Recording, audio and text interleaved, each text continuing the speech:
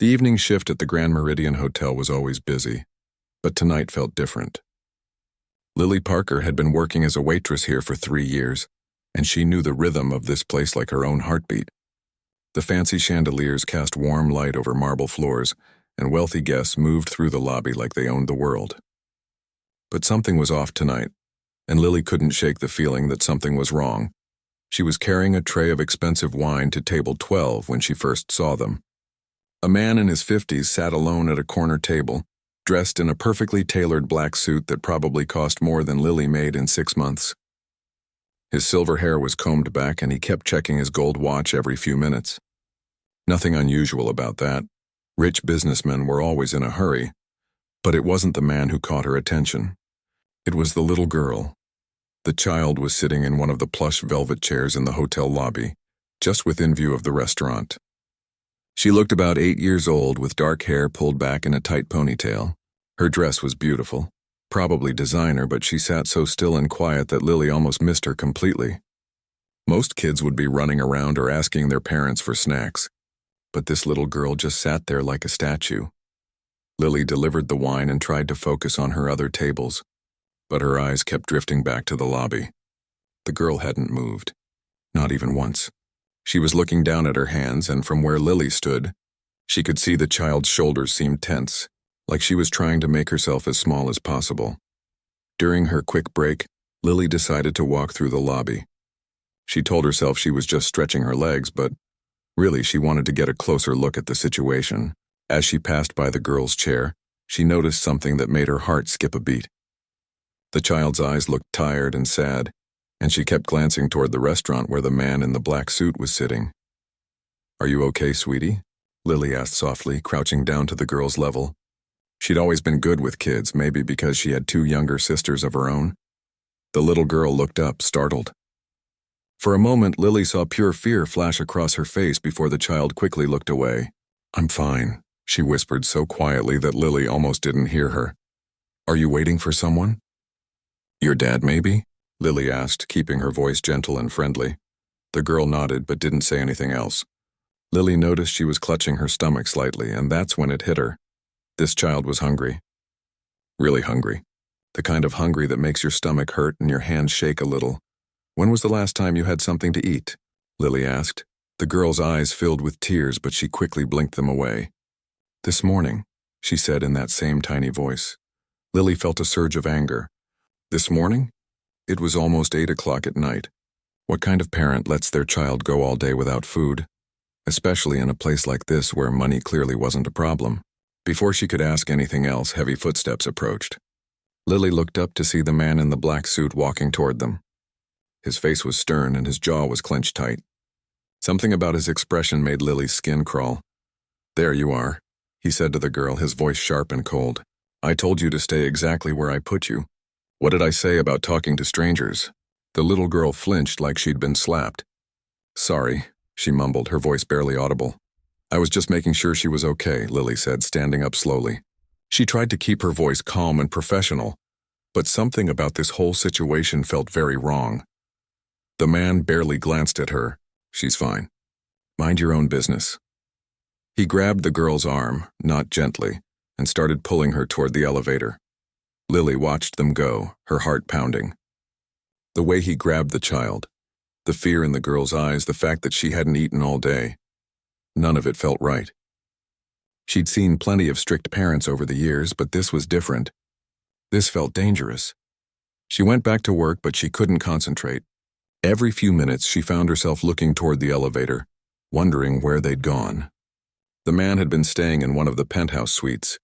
She'd seen him getting his key card from the front desk earlier. But why was he keeping that little girl away from food? Why did she look so scared? An hour later, they came back down. The man ordered dinner for himself, an expensive steak with all the sides, but nothing for the girl.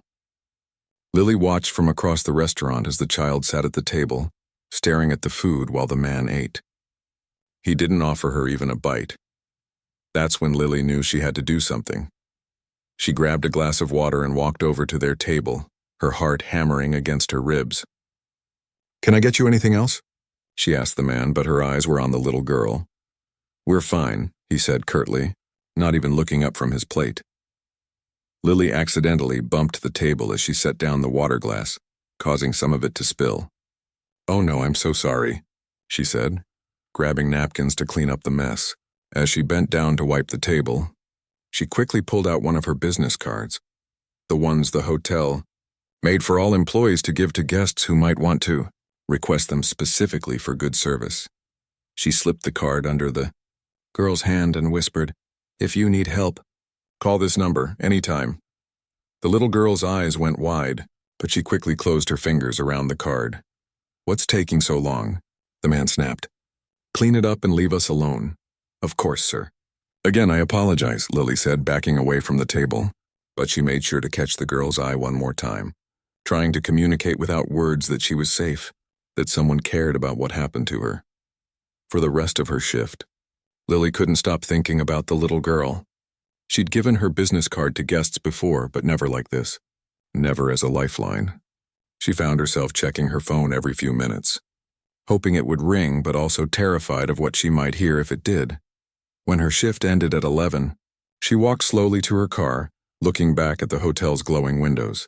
Somewhere up there was a little girl who'd barely eaten all day, who flinched when adults spoke to her, who looked like she was carrying the weight of the world on her small shoulders. Lily had always minded her own business at work. The hotel served wealthy, powerful people, and the staff was trained to be invisible, to not ask questions. But tonight she'd crossed a line she'd never crossed before. She'd gotten involved, and as she drove home through the quiet city streets, she realized there was no going back. She just hoped she'd done the right thing. Lily couldn't sleep that night. Every time she closed her eyes, she saw the little girl's face, Myo, those sad, frightened eyes, and the way she flinched when the man grabbed her arm. She kept checking her phone, hoping for a call or text, but nothing came. By morning, she'd convinced herself that maybe she'd overreacted. Maybe the man was just having a bad day. Maybe the girl was just shy. Maybe she'd let her imagination run wild. But when she arrived for her afternoon shift the next day, those doubts disappeared completely. The same man was back. Vincent Harlow, according to the guest registry she'd sneaked a look at. He was sitting at the same corner table, wearing another expensive suit, checking his watch just like before. But this time there was a different child with him. This one was a boy, maybe 9 or 10 years old, with blonde hair and freckles.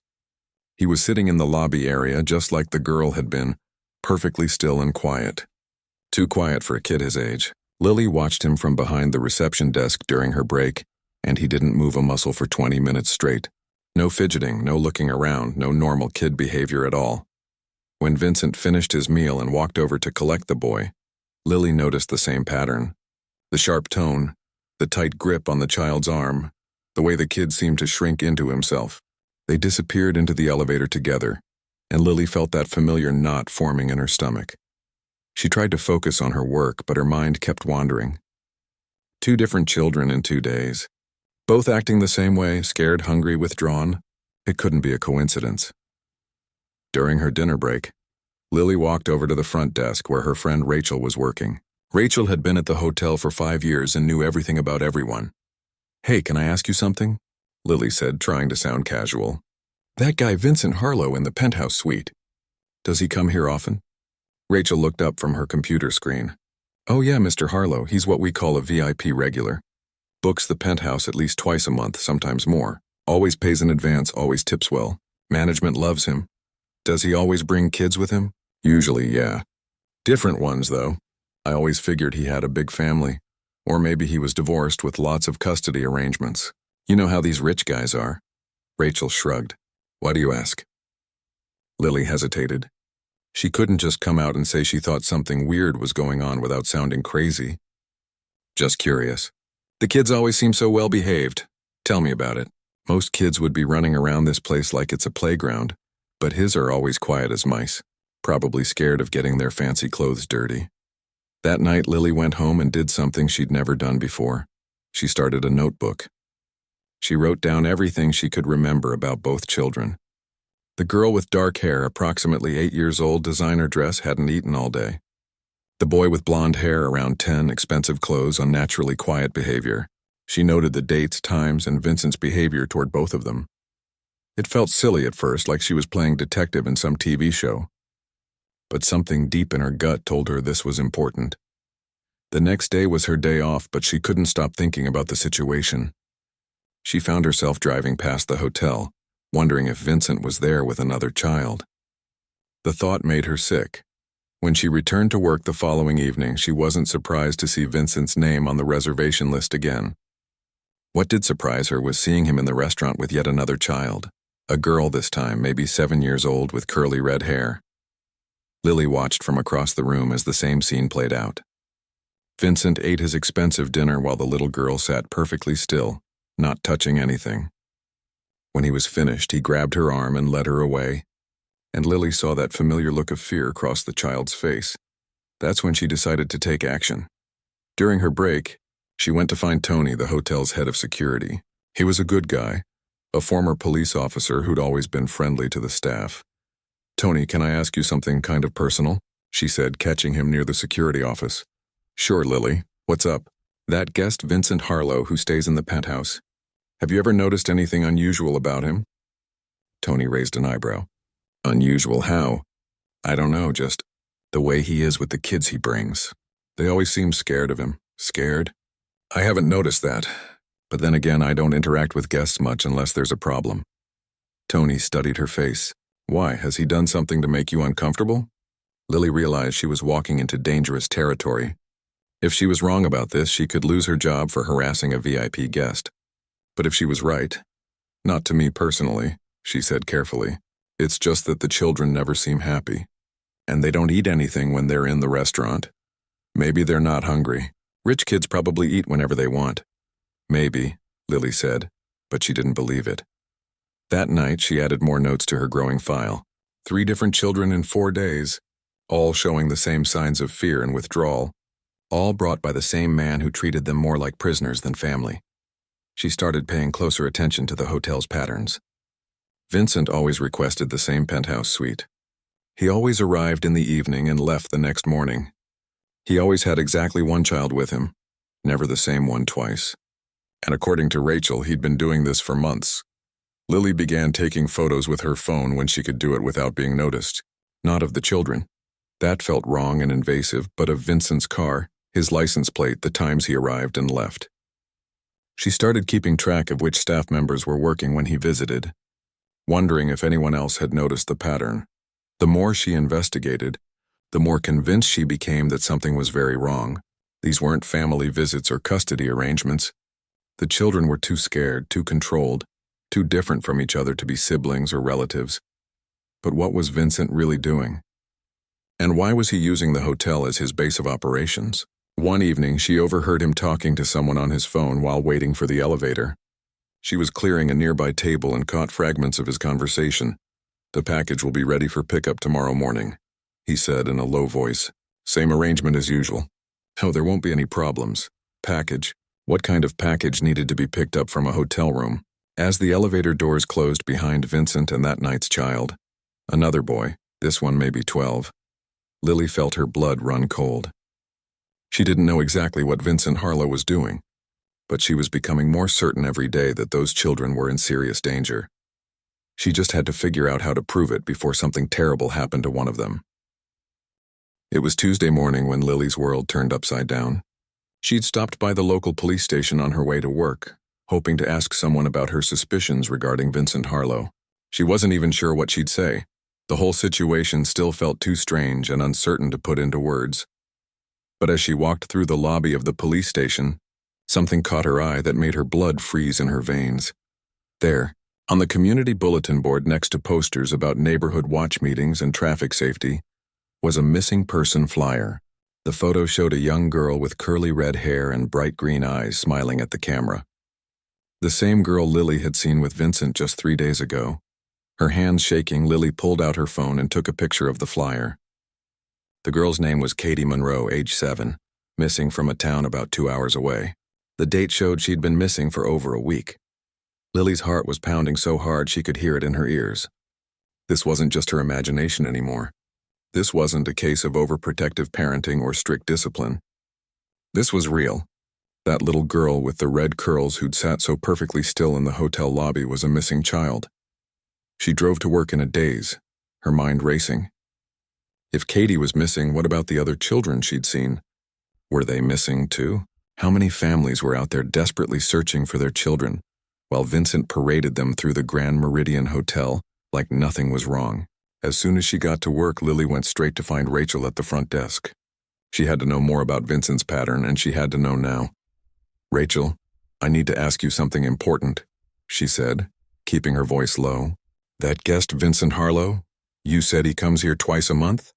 "At least," Rachel replied, not looking up from her computer. "Sometimes more. Why? How long has he been doing this? Coming here with different kids?" Rachel finally looked up, noticing the urgency in Lily's voice. "I don't know, maybe 6 months. Maybe longer. I started working the front desk in January, and he was already a regular by then. 6 months. Lily felt sick thinking about how many children that could mean. "Rachel, I need a favor. Can you look up his booking history? I need to see the pattern. Lily, you know I can't share guest information. That's like rule number 1. I could lose my job." "Please," Lily said, grabbing Rachel's arm. "I think those kids might be in danger." Real danger. Something in Lily's tone must have convinced her, because Rachel glanced around to make sure no one was watching, then turned back to her computer. "Okay, but if anyone asks?" "You didn't get this from me," she whispered, typing quickly. "Let's see. Vincent Harlow, penthouse suite. Wow. What? He's been coming here for almost 10 months. Every 2 to 3 weeks, sometimes twice in 1 week. Always the same room. Always stays one night. Always books under the same corporate account." "What corporate account?" Rachel squinted at the screen. "Something called Meridian Child Services." "Never heard of it." Lily's stomach dropped. Child Services, of course. That's how he was getting access to vulnerable children. He was probably posing as some kind of social worker or child advocate, gaining their trust, then. What was he doing to them? During her lunch break, Lily couldn't eat. Instead, she sat in her car and did internet searches on her phone. She looked up Meridian Child Services but couldn't find any legitimate organization by that name. She searched for Vincent Harlow and found a few business profiles, but nothing that suggested he worked with children in any official capacity. Then she searched for missing children in their area. What she found made her feel physically sick. Over the past year, dozens of children had gone missing from towns within a 3-hour drive of the city. Different ages, different backgrounds, but all between 6 and 12 years old. Some had been found, but many were still missing, and now Lily was starting to understand why. That afternoon, she made a decision that she knew could get her fired, but she didn't care anymore. During her break, she used her staff key card to access the service elevators that went to the penthouse level. She told herself she was just going to listen at Vincent's door, maybe see if she could hear anything that would help her understand what was happening. But when she got to the penthouse floor, she found something even better. Vincent had left his room to go to the hotel gym, and housekeeping had propped his door open while they cleaned. The housekeeper, Maria, was someone Lily knew well. "Maria," she whispered, "I need to get into that room for just 2 minutes. There's something I need to check." Maria looked confused but trusted Lily. "What's wrong?" "I can't explain right now, but I think that guest might be hurting children. I just need to look for something, anything that might prove it." Maria's eyes went wide. She had grandchildren of her own. "Go," she said quietly. "I'll watch for him." Lily's hands were shaking as she stepped into the luxurious penthouse suite. She wasn't sure what she was looking for, but she knew she'd recognize it when she saw it. The main room was neat and impersonal, like a business meeting space. But in the bedroom, she found something that made her heart stop. On the nightstand was a folder full of documents. She flipped through them quickly, taking photos with her phone. What she saw confirmed her worst fears. There were detailed files on different children. Photos, personal information, notes about their habits and fears. Some of the photos matched faces she'd seen in the hotel lobby over the past weeks. Others she didn't recognize, but they all had that same look of fear and sadness she'd come to know too well. At the bottom of the pile was something even more disturbing. What looked like a schedule. Dates, times, and coded notes that she couldn't understand, but that clearly involved moving children from one location to another. The Grand Meridian Hotel appeared to be just one stop on a much larger operation. "Lily." Maria's voice was urgent from the hallway. "He's coming back." Lily quickly put everything back exactly as she'd found it, and slipped out of the room just as the elevator dinged at the end of the hall.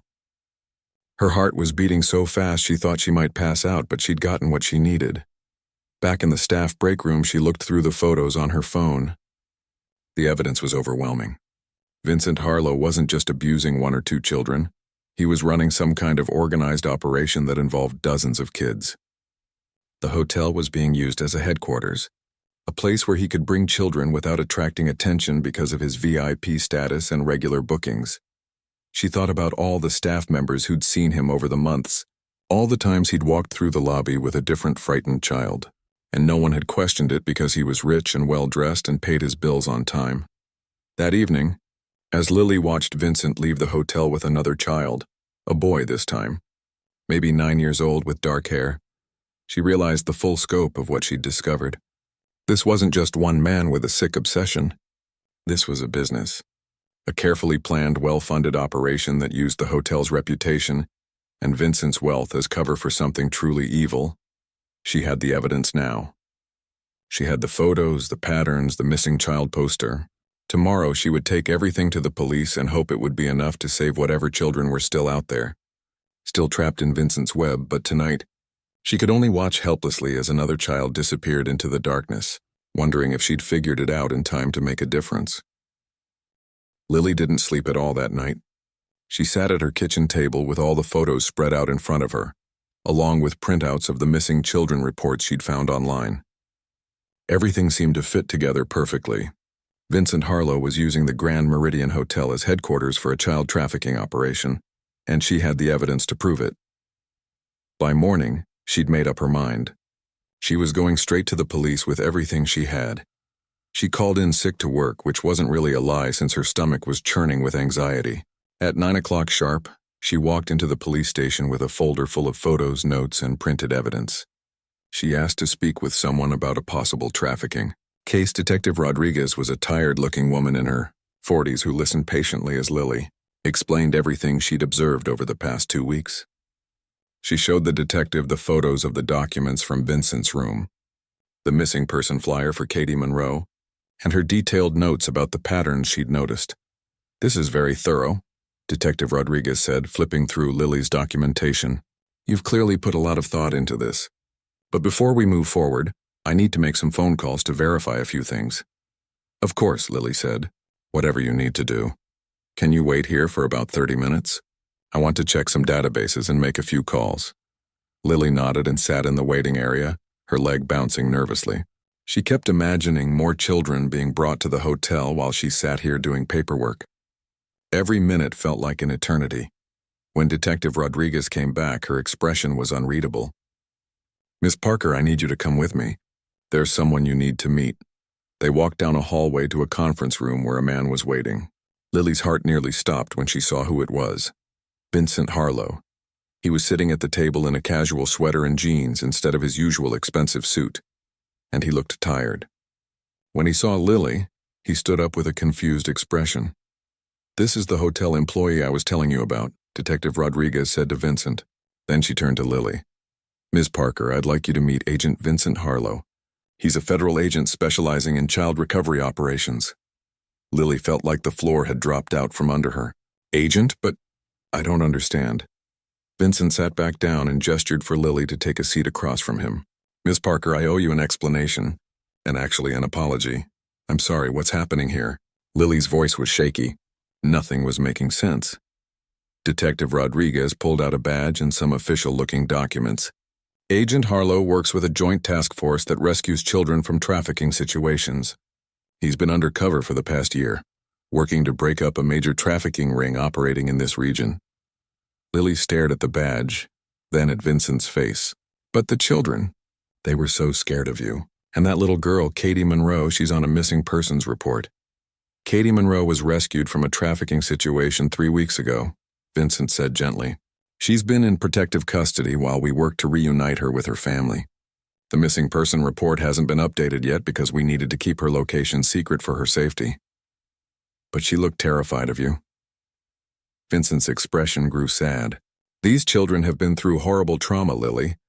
When we first rescue them, they're scared of all adults, especially men. They've been conditioned to be quiet, to not draw attention, to be afraid of making mistakes. That fear doesn't just disappear the moment they're safe." Lily's mind was reeling.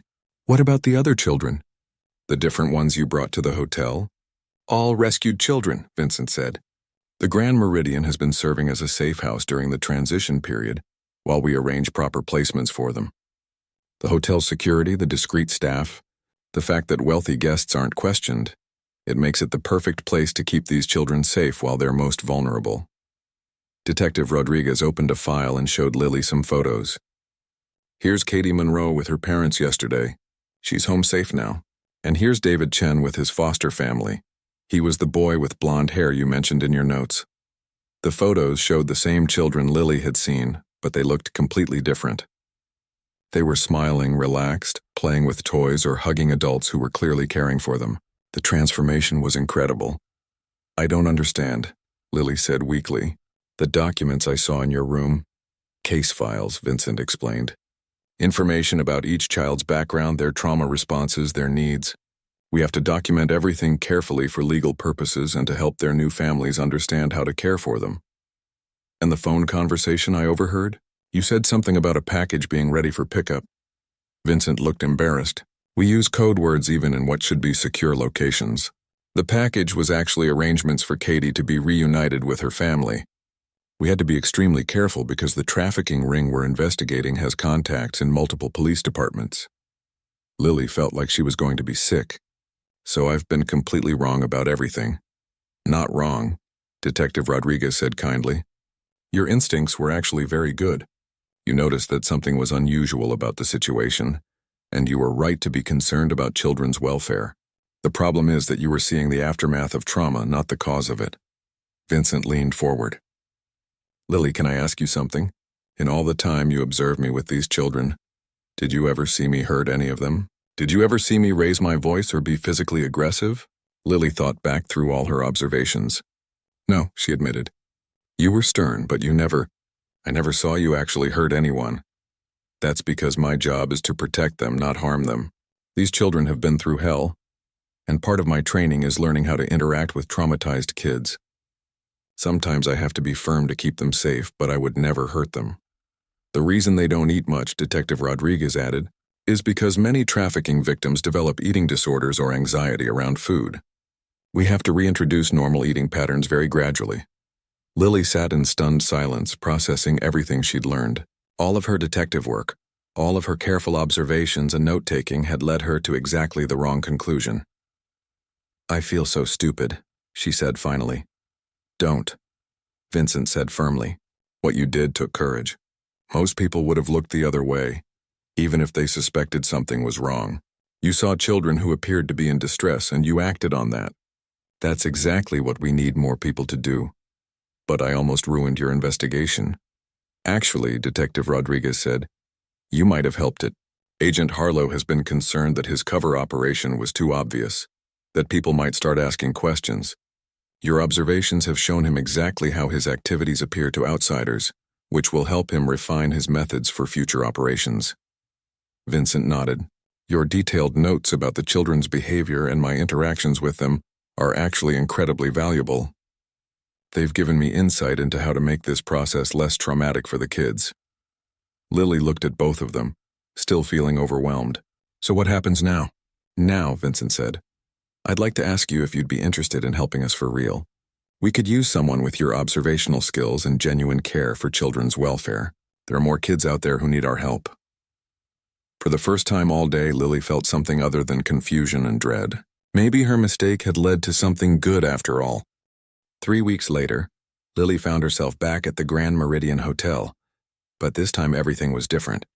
She was walking through the familiar lobby with Vincent, but now she understood what she was really seeing.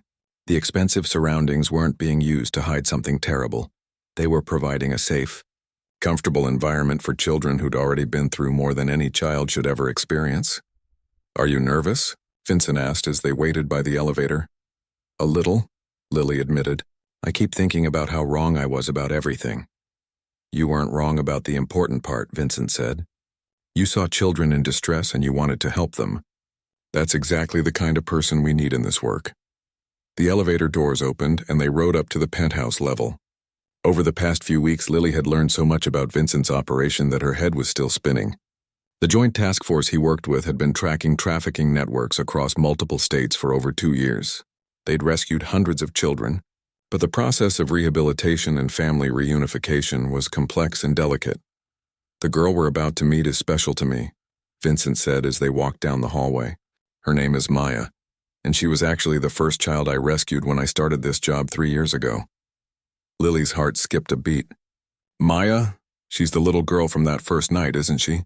The one with dark hair who gave me that scared look?" Vincent nodded. "Maya has been living with me as my foster daughter since her rescue. I officially adopted her 6 months ago, but she still struggles with anxiety, especially around strangers. That night you saw her, she was having a particularly rough day." They stopped outside the penthouse door, and Vincent turned to face Lily. "I want you to understand something about Maya's story. She was taken from her family when she was 5 years old. She spent almost 2 years in situations that, well, let's just say they were horrible. When we found her, she didn't speak for 3 months. She was afraid of everyone and everything." Lily felt tears welling up in her eyes. "Oh my God. And I thought you were the one hurting her." "Maya's recovery has been slow but steady. She's 8 now and she's made incredible progress. She goes to school, she has friends, she even laughs sometimes. But she still has days when the old fears come back, when she reverts to that survival mode of being perfectly quiet and still." Vincent opened the door, and they stepped into the suite. It looked completely different from the sterile business environment Lily remembered. Now it was clearly set up as a comfortable living space, with children's books scattered around, art supplies on the table, and a small backpack with cartoon characters near the couch. "Maya, sweetheart, I'd like you to meet someone," Vincent called gently. A little girl emerged from the bedroom and Lily's heart nearly broke. It was definitely the same child from that first night, but she looked so different now. Her dark hair was in loose braids instead of that tight ponytail, and she was wearing comfortable jeans and a bright purple t-shirt instead of that formal dress. Most importantly, while she was still shy, she didn't have that look of pure terror that Lily remembered. "Maya, this is Lily. She's the nice lady from the hotel who was worried about you that night when you were feeling scared. Remember? She gave you her card and told you to call if you needed help." Maya looked at Lily with curious eyes. "You're the waitress lady," she said softly. "That's right," Lily said, kneeling down to Maya's level. "I was worried about you because you looked sad. I wanted to make sure you were okay." "I was having a bad day," Maya said matter-of-factly. "Sometimes I get scared for no reason. Vincent says it's because of the bad things that happened before, but that it's okay to feel scared sometimes." "Vincent is absolutely right," Lily said. "And you know what? I think it's very brave of you to talk about your feelings." Maya smiled a little. "Do you want to see my drawings? I draw pictures of all the kids who come stay here. Vincent says it helps them feel better to know someone cares about them." For the next hour, Maya showed Lily her artwork. Dozens of pictures of different children, all drawn with bright colors and happy faces. Each drawing had a name and a little story about where the child had gone after leaving the hotel. "This one is Katie," Maya said, pointing to a picture of a girl with red curls. "She was really scared when she first got here, but then her mommy and daddy came to get her, and she was so happy she cried." Good crying, not sad crying. Lily recognized Katie from the missing person flyer that had started this whole journey. "That's a beautiful picture, Maya. Vincent says drawing helps me remember that everyone gets to go home eventually, even me." "This is my home now." As Maya continued showing her artwork, Lily found herself thinking about everything that had led to this moment. Her mistake had felt so devastating when she first learned the truth, but sitting here now, listening to this little girl talk about helping other children feel better, she realized that maybe things had worked out exactly as they were supposed to.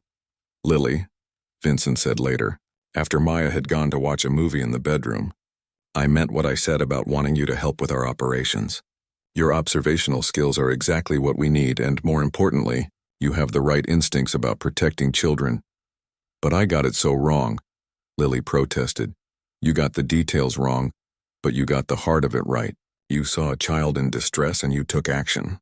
That's the most important quality in this work." Vincent pulled out a folder. "We have 3 more children arriving next week. They're coming from a situation in another state, and they'll need people who understand trauma to help them adjust." Lily looked at the folder, then back toward the bedroom where she could hear Maya giggling at something on TV. What would I need to do? Training first. 6 weeks of intensive education about childhood trauma, recovery processes, legal procedures. It's not easy work, and it's not always successful. Some children take years to heal, and some never fully recover from what they've been through. What about my job at the hotel? Actually, we've worked out an arrangement with the hotel management. They've agreed to let you work part-time in the restaurant, while also serving as a liaison for our operations here. You'd help make the children feel more comfortable, assist with their daily needs, and provide an extra set of trained eyes to watch for any signs of distress. Lily thought about Maya's drawings, about all those children who'd passed through this suite on their way to new lives. She thought about the families who were getting their children back, and the foster families who were opening their homes to kids who needed a fresh start. When do I start? She asked. Vincent smiled. How about Monday? 6 months later, Lily was sitting in the same penthouse suite, but this time she was reading a bedtime story to 2 little boys who'd just arrived from a rescue operation in Texas. Maya was helping, showing the boys her drawings and telling them about all the fun things they could do while they stayed at the hotel. And then, Maya was saying, when your new family comes to get you, Lily will make sure you have snacks for the car ride. She always remembers the best snacks. Lily smiled as she watched Maya comfort the new arrivals. The little girl who'd once been too scared to speak was now helping other children find their voices. And Lily, who'd once been just a waitress worried about a child's welfare, was now part of something much bigger, a network of people dedicated to bringing children home. Sometimes the best things in life came from the most unexpected mistakes.